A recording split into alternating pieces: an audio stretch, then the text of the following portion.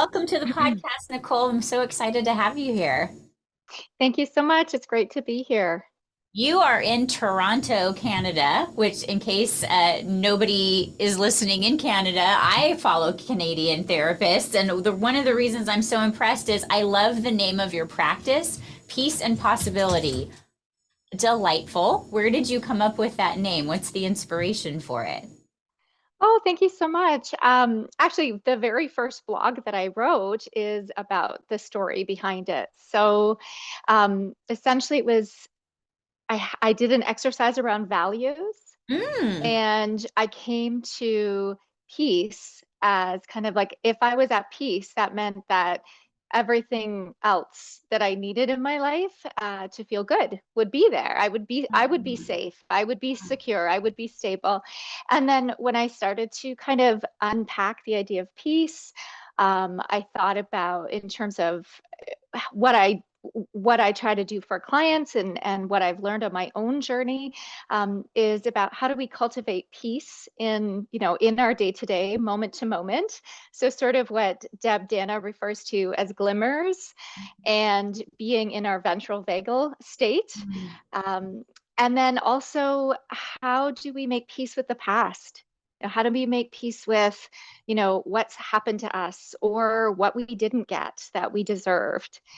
And how do we create peace in our homes? Because I believe that that ripples up out into the world, but it starts with us taking that time to do our own work and commit to cultivating, even if it's just a few minutes here and there throughout the day, to keep coming back to peace. And then um, I believe and have sort of experienced in my life when we're in that place of peace, that's when we open up to possibility.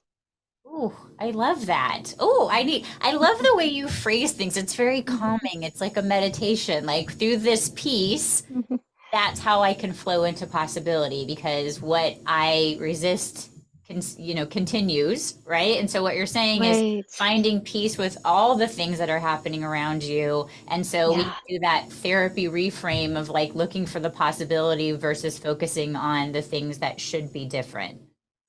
Yes, absolutely. And I've definitely noticed for myself in my own relationship, the more that I prioritized those practices that help bring me to a place of peace, the easier it was for me to engage in healthy conflict and problem solving with my partner instead of constantly getting triggered because anxiety has been something that's been a companion for most of my life. And certain topics, as we know, those hot topics like money, and especially now with the way the economy is and everything, it could be a real trigger. But as I committed to those practices, I noticed that it was much easier to not get as triggered or recognize what I was when I was getting triggered, and then to take space.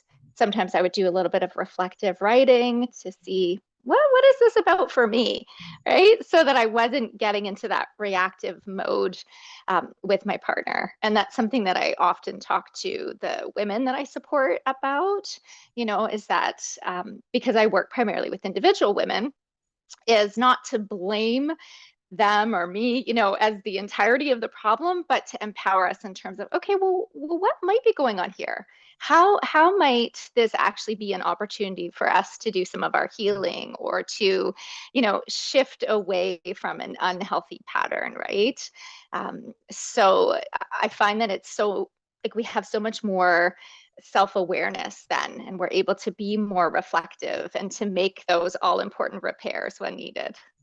What I think I hear you say, which is something that I do as well, so I'm totally resonating with this, is that when I have a big emotion about something that's happening in a relationship with someone I care about, partner, friend, possibly even a coworker or like a boss, right? Is Mhm. stop and write about what's coming up for me because that's a safe Yeah. space, right? I can use curse Yeah. words. I don't have to worry about spelling, capitalization, punctuation. I can just like let it free flow.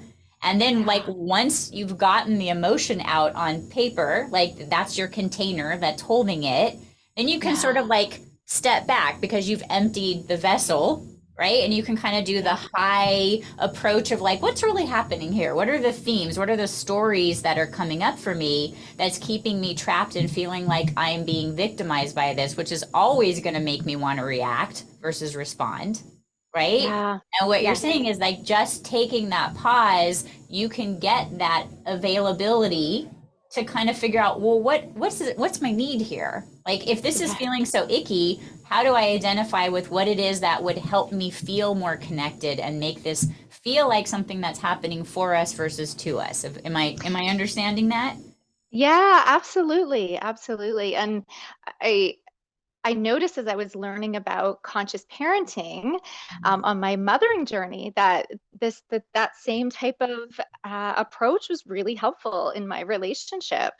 And then, yeah, sometimes it was, yes, there is a need in the relationship, and I'm going to communicate it in a way that he can actually hear me and not get defensive, right? Or sometimes it was, oh, this is reminding me of something from the past. Yeah.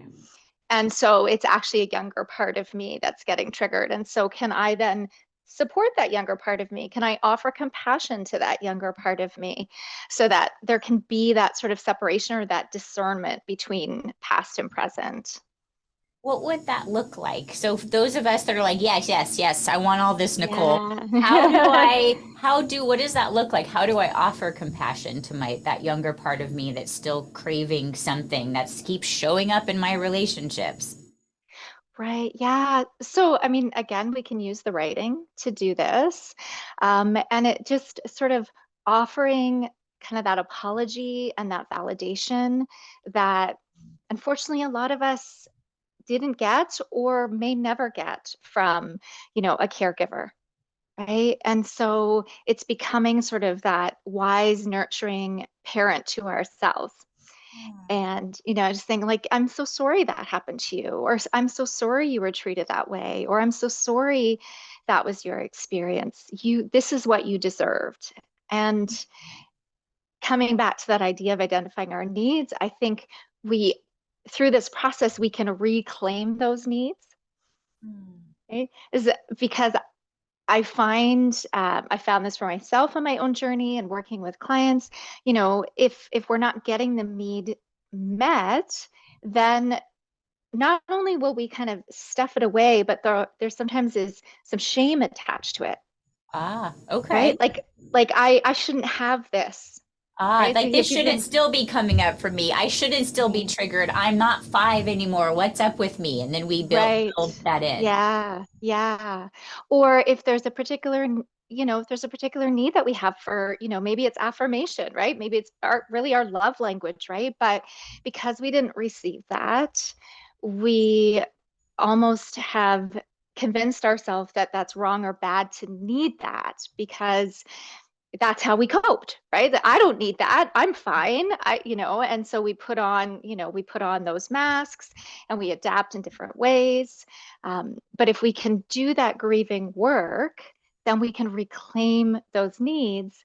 And sometimes our relationships our partners are trying to give us that, but we're almost unconsciously pushing it away, right? So then when we do that work and that reclamation work, especially, we can then see, oh wow, yeah, it is different. And oh wow, this person is affirming me. Or we can like unapologetically say, this is what I need, right? Like, I need words of affirmation. So I need cards. And I'm very clear about what I want the cards to You're say. like, I want a card. It should have a unicorn on it, maybe a little glitter. You need to say something kind in it. Okay, Yeah. I love Yeah. that. So, I'm like, I don't need jewelry. Flowers are optional, but we have beautiful gardens. But I'm like, but I want on those special occasions, I want the card and I want you to take that time to really tell me what you appreciate about me and special moments that we share together. And, that's something that I tell my children as well, right? I'm like, again, I don't need the stuff. Yeah. I need those words of affirmation. And not being like ashamed or minimizing that, you No, know. I love that.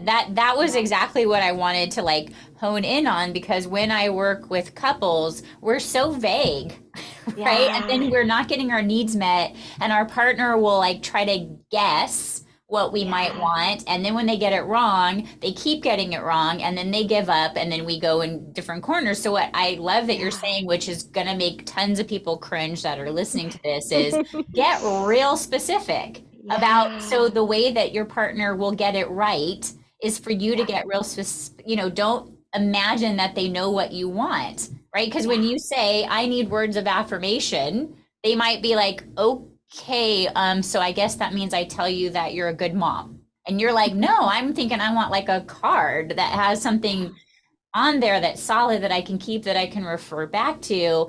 And why do you think so many people, you kind of reference maybe the shame piece, but why is it that we don't get very specific and we get so hurt when our partner is not, or anybody in our life doesn't just automatically read our mind? What is that from? Yeah, well, I think part of it may be how our nervous systems are getting activated in those moments. Okay. So we can lose some of that clarity, right? If we're going into more of that shutdown freeze mode, the brain gets kind of foggy, and we're like, I don't know, I'm upset, Hmm. I'm frustrated. I don't like feel like this relationship is how I thought it was going to be. Life doesn't feel the way I thought it was going to feel, but we don't necessarily can't necessarily put into words. And so again, this is where it's so important for us to tend to our nervous systems and to, take those walks or whatever it is. Like that's something that I need and definitely notice a shift.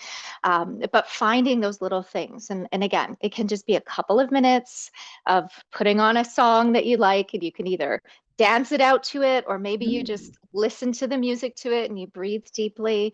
But just noticing and paying attention to what helps to shift the nervous system, Yeah.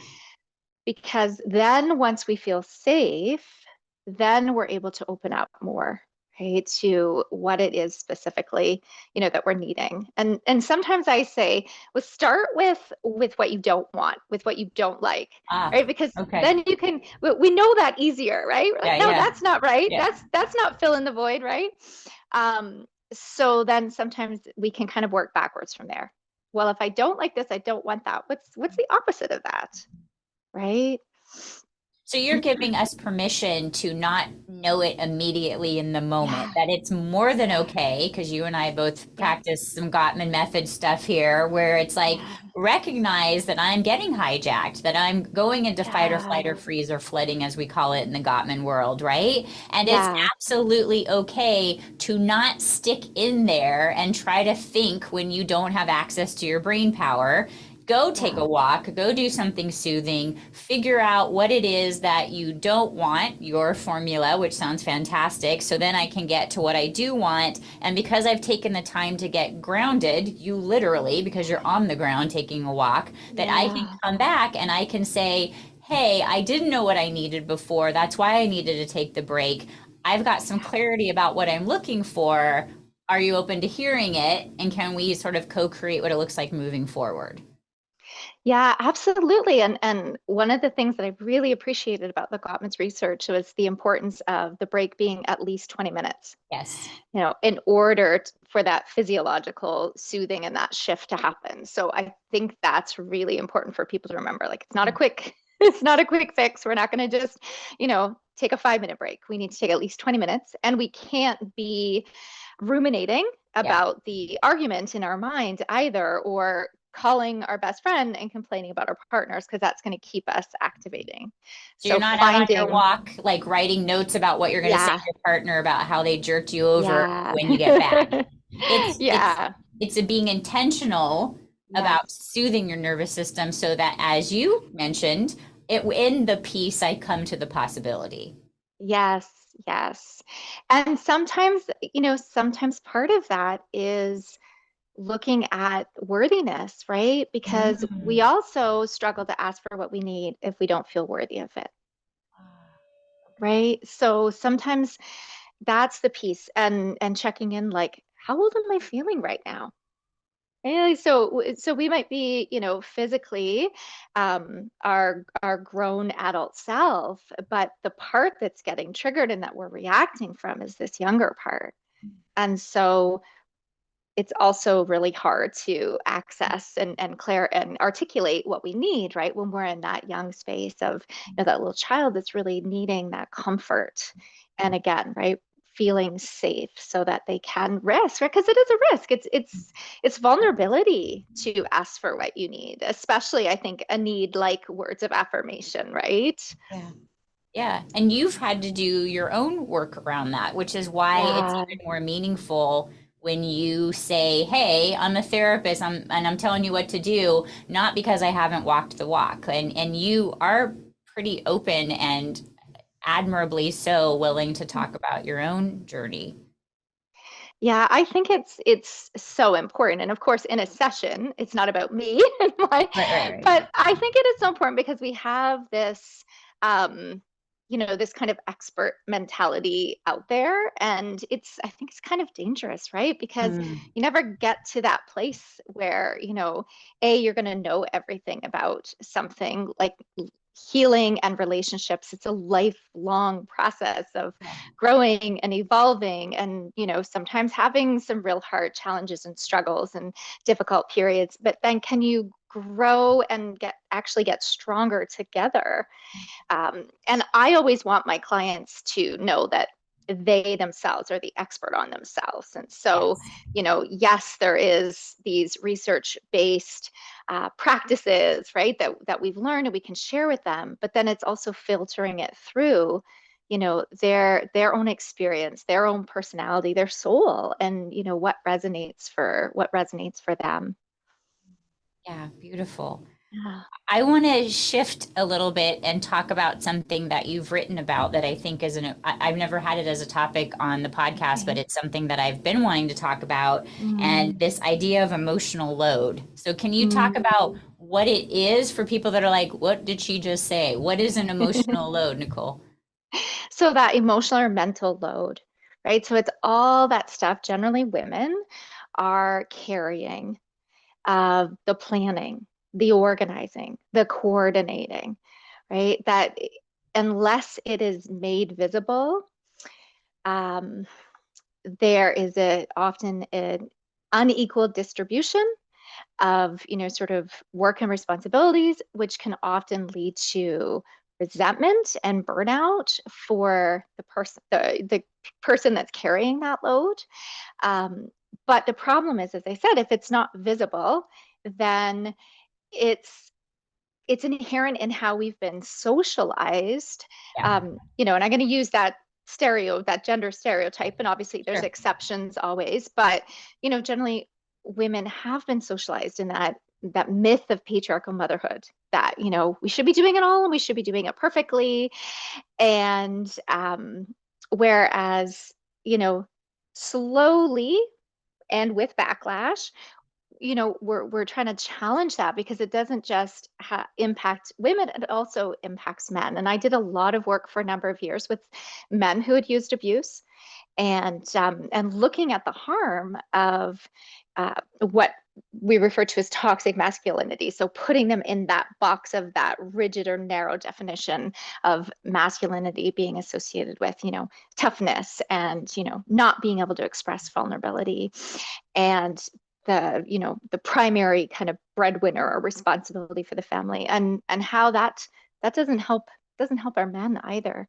No. So many of them had unprocessed grief and unhealed wounds, that they didn't have a place up to that point to be able to express. And so it's kind of like a pressure cooker, right? So you have that combined with those patriarchal belief systems, and that's a recipe for, unfortunately, the gender-based violence that we see happening in such a rampant way now.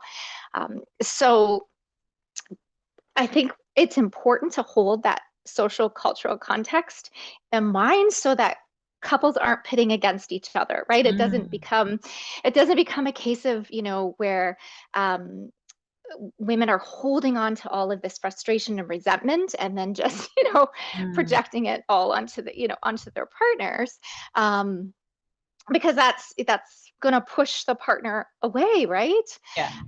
And ultimately not going to lead to that working together and that sharing the load, or the fair play, as Eve Rodsky talks about, right?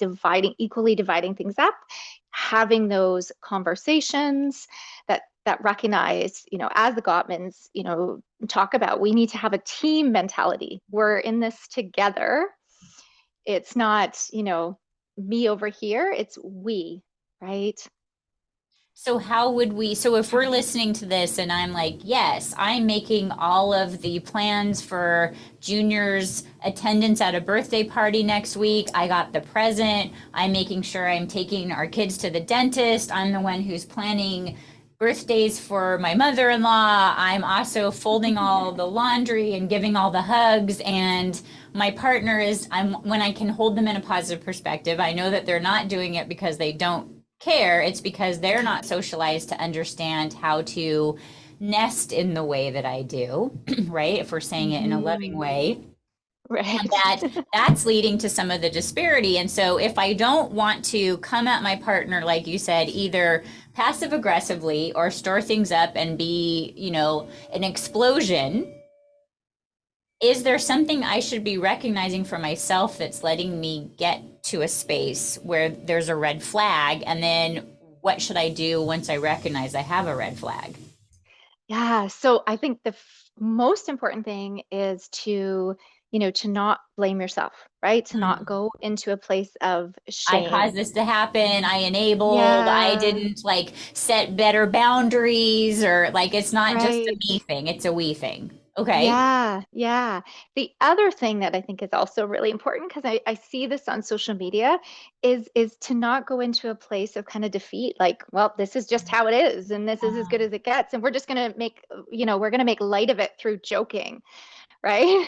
But meanwhile, we're miserable, and our Yeah. relationship satisfaction and intimacy is, decreasing significantly, right?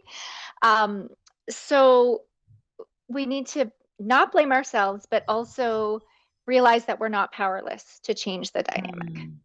Okay. So, usually, what I start with is validating, of course, and exploring where there might be some, potential barriers that have gotten in the way of expressing feelings earlier on and inviting responsibility as opposed to asking for help. Because I think that Inviting language. responsibility, Nicole. I love the reframe. How does one invite responsibility? I love this. So it's remembering again, right, that idea of that we're a team, right? This should be shared responsibility, but we need to help make visible what's not been visible. So sometimes this feels almost counterintuitive for my clients, but I tell them it's really important that first, before you have those kind of conversations, I'm going to invite you to practice creating a culture of appreciation, Mm. right? Because we get into that kind of negativity loop, Mhm. right? And What so I do before, versus what you do, and it's a right? competition or it's a comparison. Yeah, What you're saying is yeah. do the opposite, show appreciation for what your partner's doing right. Yes, exactly. So, and that's for two reasons. One, because there we're being clear, right? I liked it when you did this. This is how it, helped or benefited. Okay, so they're associating positive feelings with that activity. They're likely going to do more of that, Mm. right? The other piece, though, is that we need to create that positive perspective, right? To help with when you're having those hard conversations where, there is that potential for some negativity, right? We need to create that positive association in our brain, because otherwise it affects how we see our partners, and it affects our nervous systems when we're in the interaction. So it's not going to come out the way we want it to in terms of an invitation, right? It's going to come out more in a critical kind of way that, as I mentioned, has the potential or the risk of pushing our partners away, or just having them kind of go into that poor me, kind of role where, they're just kind of feeling bad, and we're so frustrated because they haven't really heard us, right? So at the same time, though, um, looking at different ways to start dividing up that load, making that visible. And it's not just on women to do that. So if they're, if the partners are listening that have not generally been planning, organizing, coordinating, whatever, the invitation is to take initiative, Mm. right? Ooh, So I like this. Okay. yeah, so I wrote an article for the Gottman blog, creating equal relationships, and that one was some specific examples of how can you, if you're not the partner that usually carries that mental load, how can you take initiative, right? And it's about, as Eve Rodsky says, taking ownership for the whole thing from start to finish, right? Making it your own, because you're going to be more invested in the follow through, and that is what's going to unburden the other person, right? Because even something like date, right? Organizing the date, whether it's a night or whether it's a weekend. If you suggest date night to your partner, but then it's your partner's responsibility to figure out the childcare, for example, right? It's okay, it's great and it'll be fun when the date comes, but leading up to that, that's added stress. So if you really want to take on that full load, it's about taking that initiative. Maybe yes, you need to check schedules first and then saying, I'm going to reach out to so and so and see, we can make that happen, right? So for some couples, they can have this conversation, they can incorporate it into, say, like a weekly kind of family meeting. For other couples, they can use a more structured system like Eve Rodsky's Fair Play system. But it's really important before we have those conversations that we're able to, I sort of describe it as embodying our anger, right? So Oh, we're not okay. in that reactive place, right? We need to move through, because the anger tells us what we need, right? It tells us where things are unfair. And as we go deeper, we might see, oh, this is a theme that started before my relationship. So Mm-hmm. again, where's that opportunity to maybe do some of that deeper healing work, right? And if I'm avoiding the anger because if I'm female, stereotypically, society Yeah, tells me that I'm not allowed to have it. It's not right. attractive. That's not what females do. And so I've been dealing with it, quote unquote, by shoving it away, ignoring at it, substance abusing it, Yeah, pretending that something's wrong with me because I have it, overcompensating for it. Like yeah, what you're saying here is like if it's showing up in these scenarios, it's probably showing up in other scenarios, but this sometimes feels like it's an appropriate place to get angry because you're not sharing the load with me and this is our family, not just my family. right. And it's an opportunity for you to look at, girl, the anger ain't just here, right? There's probably a Yeah. theme of it happening and this feels more appropriate for you to express it here, but you're probably not expressing it in other places either. Yes, and a lot of the clients that I work with are, you know, often in some kind of helping or caregiving professional role, and so they may be also taking on too much at work as well, right? And they're on the verge of burnout. And so again, it's not about blaming ourselves, because there's lots of different things on that societal level, as well as our own personal experiences that can lead us on this path. Um, we've been told, right, to be a good girl means to don't rock the boat, put up, shut up, put that smile on your face and make sure everyone else is happy. And so we have to redefine, you know, um, our own definition of how we want to be in the world. Really, we have to, I say we have to break the rules of patriarchy, right? Realize that these rules, this game, it was not set up for our success, right? It was set up to control us. And our anger is dangerous to the status quo. It's dangerous to things that need to change, right? But because it is such a powerful, fuel for personal and, collective change and transformation, right? We see that with all the big movements that happen. it comes from anger, right? But the embodied anger means that we're moving it through. We're sitting with it. We're doing maybe some of that grief work that goes alongside often with it. So then we can express it in a way that is still respectful, right? We're being assertive rather than aggressive. And I think what you just said about the anger piece is really important to kind of unpack as well, that in therapy talk, anger is a secondary emotion. And before I Mhm. get to my anger shield to hold you in place, I probably have a lot of hurt. And Yeah. circling back to what you said earlier, maybe I don't think that I'm enough.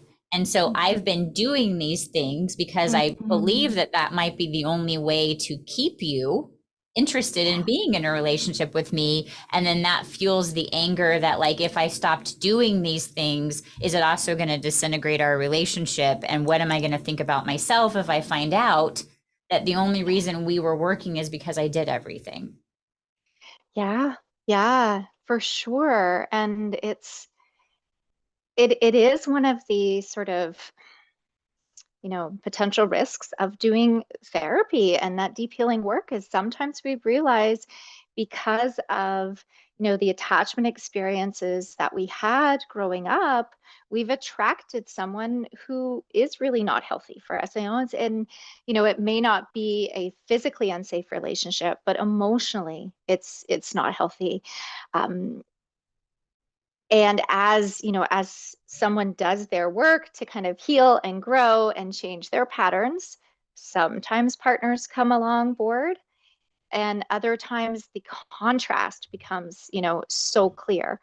Um, and people get to a point where they realize I can't stay. I can't live like this anymore, right? So ideally, we would love for the partner to be able to, sort of heal and grow alongside. And it's always wonderful when that happens. Um, but it's also really important for people to take, their own safety into consideration, and that includes the emotional safety, because sometimes they haven't expressed their needs, or they haven't, had those really honest or vulnerable conversations because of how they have been talked to by their partners, whether it's put downs or name calling or being given the silent treatment, right? Yeah. Great, important. I mean, I could talk about this all day because this is such a Mhm. core value, belief, expectation system that we have in relationships. And that's what makes them Yeah. so complicated and why therapy is so important, because Yeah. it's not that we're not intelligent people, it's that it's so complicated and it's so woven into our story of ourselves that we just sort of exist in that space since we have no idea of what it's like not to exist in that space. And so having somebody Right. that helps you kind of hold it in a loving way is exactly why I love the work that you do. So Yeah. I want to read something that I got off your website because I think it sort of Oh, like okay. speaks to you, but it also speaks to the work that you do. And I, because I am so impressed with the work that you do, I Mhm. wanted to share this. So you said, I believe you are the expert on you. You matter. Your voice matters. Worthiness is your birthright. Every breath is a fresh start. Caregivers, mamas, and helping professionals need to be cared for now more than ever. Past experiences impact you but do not define you. Within every crisis lies opportunity. Individual healing leads to collective healing, and we rise by lifting others. Mhm. So awesome. Thank you so much for spending time with us. You are just a bright light. And for those of you that haven't checked out your website or haven't checked out your social media, where could they come find you and lap up some of your wisdom? Yeah. So all my social media handles are just at Peace and Possibility. And then the website is peaceandpossibility.ca.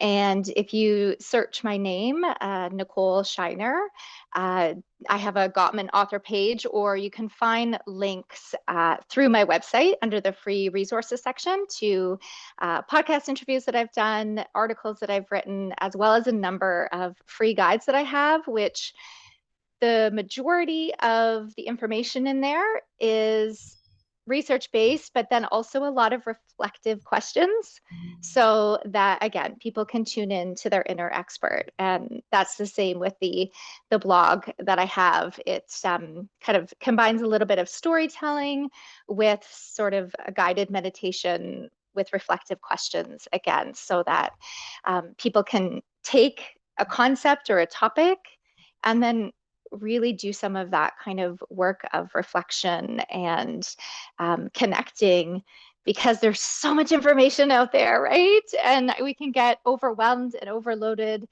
and a lot of it is not right for us just because it's worked for someone else, right? It's so important that we do that, that kind of filtering work. And so that's what I try to offer in the guides and the blogs.